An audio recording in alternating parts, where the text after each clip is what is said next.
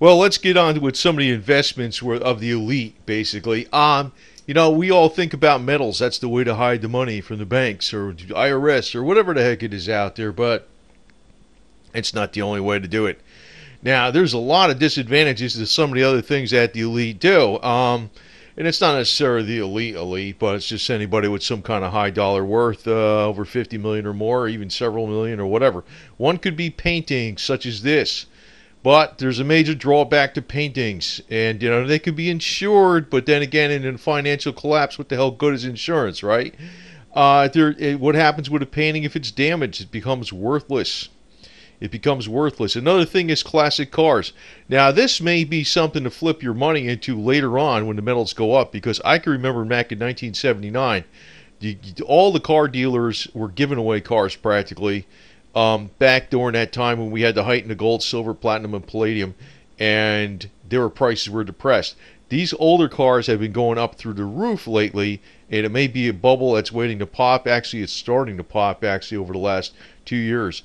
But if you want to invest your money in it right now, the one problem is this. There's always something that can go wrong with your investment. It can be destroyed some way or another, and the only way to really protect it is through financial entities. But if you're worried about the financial system, well, this may not be the best way to protect your money. Another thing is stamps. Stamps, too. But the other item behind it, because even if the ups and downs on these types of investments can be far more radical than even the commodities. And the other thing is, there could be destruction. It could be water. It could be anything. Fire or water, whatever. Somebody could do something stupid or whatever. I don't know. But you never know what you're getting. You never know what you're getting. If you think there's a problem with the metals, you never know what you're getting with stamps. They could be counterfeits. Another thing is diamonds. Diamonds have been gone on a tear. Sometimes, actually in the world, diamonds are far, far, far more plentiful than, I don't know, I knew somebody from South Africa that was well into this type of industry, and he says they know exactly where everything is by satellite, and the prices are just jacked up astronomically high. It's like the cost of production is way the hell down there. But this is another market where if there's a flaw in this diamond, and forget about it. I mean, the price can plummet just from one little problem with this diamond or something you discovered in this diamond. Or if it's a fake, there's plenty of counterfeits out there. Or if it's destroyed some way. And it can be destroyed. But the thing is, with gold, silver, platinum, and palladium, it really cannot be destroyed. It's one of the noble metals. That's why gold has been around so long. If they found gold from 5,000 years ago on the bottom of the ocean from some ship that sunk, well, it's still good. It still works. It's the same thing. It could be fashioned and it never just goes away. That's why it's always been money. All these other things we just looked at, even other investments that are pretty smart that other people are doing, and even land holdings can be fickle too. You don't know what can even happen with the government. You don't know what can happen even with zoning. You don't even know what can happen with right of eminent domain. You don't know what can happen with taxation, with land. Even with land. Land, though, actually is one of the things that all the ones with high dollar wealth do have a lot of. They are into real estate. But, there's advantages and disadvantages. So there are major advantages to the metals. But I also want to state this. The thing with the elite is that they always build these castles that can always topple into the sea. And, just as we see here. The thing is, they think they got it all figured out. They don't have it all figured out, because what happens is they live in their own ivy tower and they just don't see what's going on around them.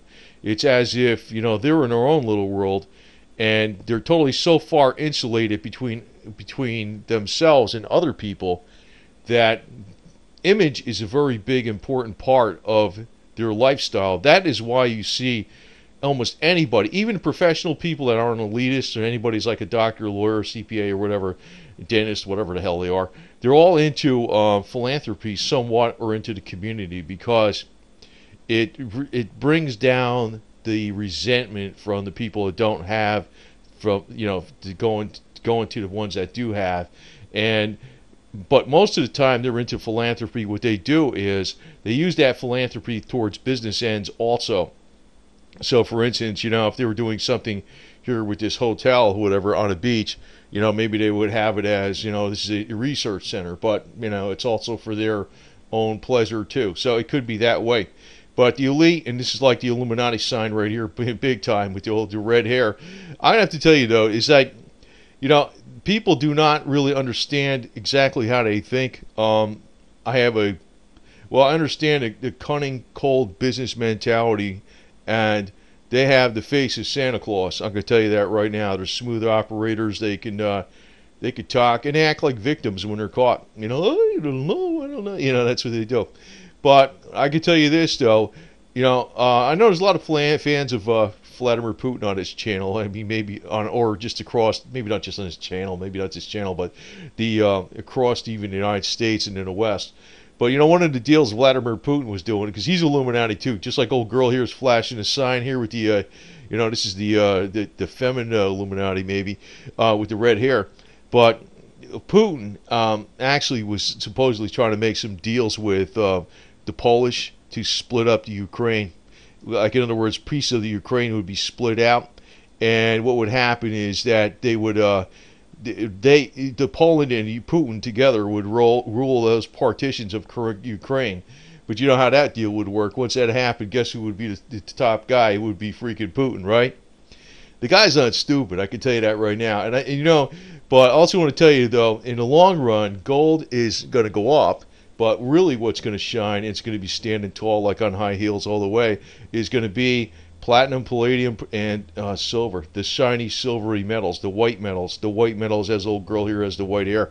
Because what happened last time in 79, it's like, yeah, gold takes off. But you know what happens is it's like oil takes off. Oil's got to have to take off first. It's going to have to take off first.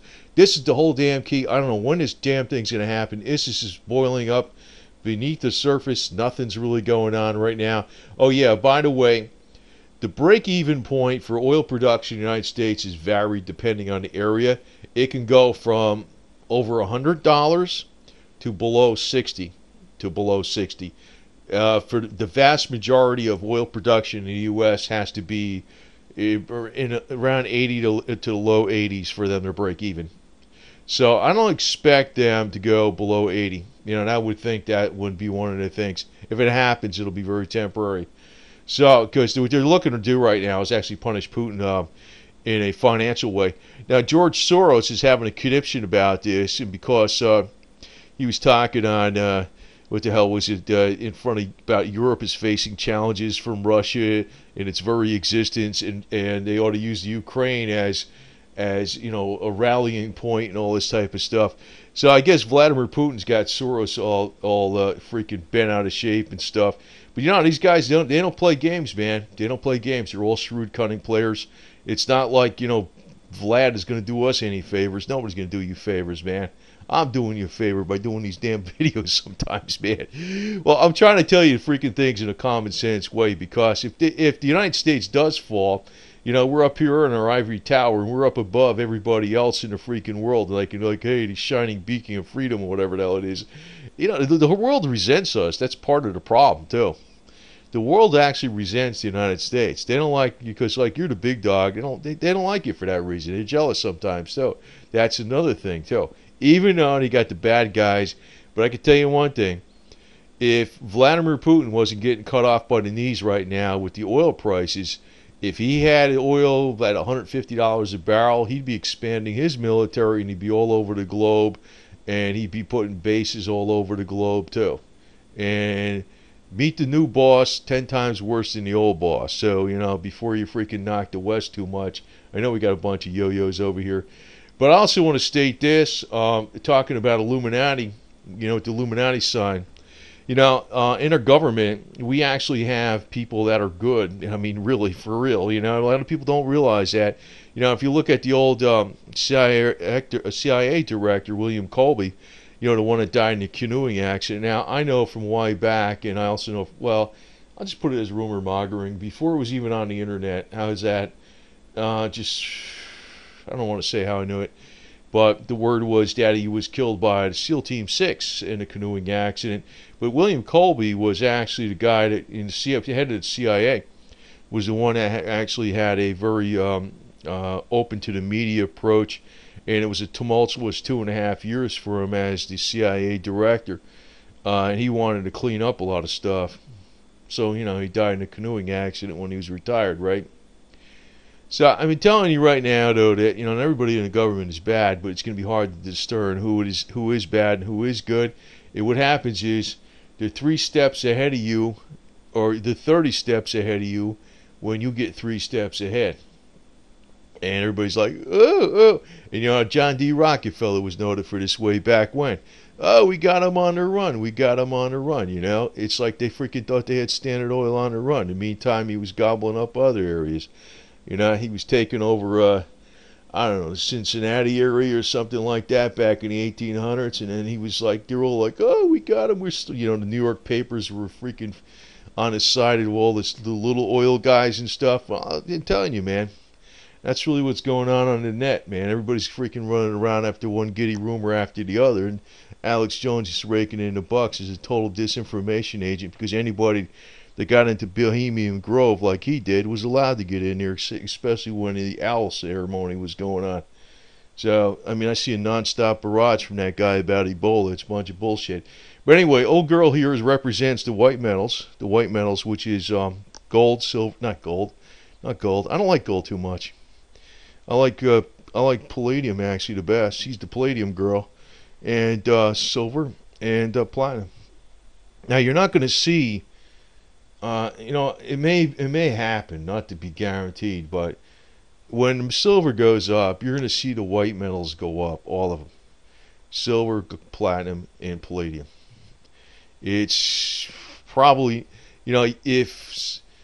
if there was something where Russia came out and said, hey, we don't have any reserves left, then you're going to see palladium go way up. But if silver goes way up, more than likely you're going to see platinum and palladium go way up too. The white metals are pretty much going to run together pretty tight.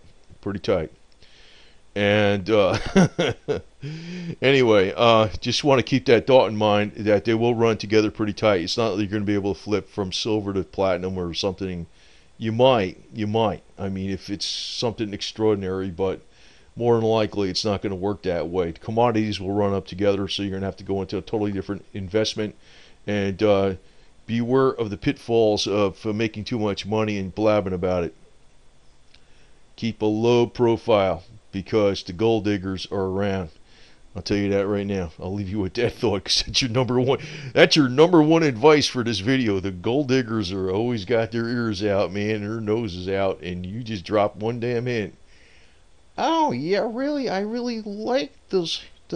Your whatever. Oh yeah, really? You like that? You like tennis like me? Oh, okay. Anyway, just watch. Keep your mouth shut. Anyway, over and out.